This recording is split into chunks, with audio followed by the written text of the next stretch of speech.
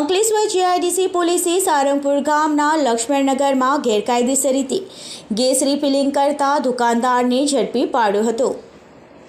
અંકલેશ્વરમાં સારંગપુર ગામના લક્ષ્મણનગરમાં કાલી માતા મંદિરની નજીક દુકાન પાછળના ભાગે ગેરકાયદેસર રીતે ગેસ રિફિલિંગ કૌભાંડ ચાલી રહ્યું છે, જેવી બાતમીના આધારે અંકલેશ્વર જીઆઈડીસી પોલીસે દરોડા પાડ્યા હતા। પોલીસે સ્તર પરથી ગેસના 3 સિલિન્ડર અને રિફિલિંગ તેમજ વજન કાંટો સહિતના મુદ્દામાલ સાથે લક્ષ્મણનગરમાં રહેતો બક્ષીકુમાર રોશન ખત્રીને ઝડપી પાડ્યો હતો।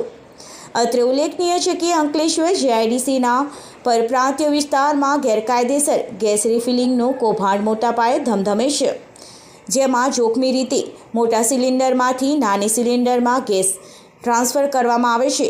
છેલ્લા 1 માસમાં ગેરકાયદેસર ગેસ રિફિલિંગના 8થી વધુ બનાવ પોલીસે ચોપડે પર નોંધાઈ ચૂક્યા છે।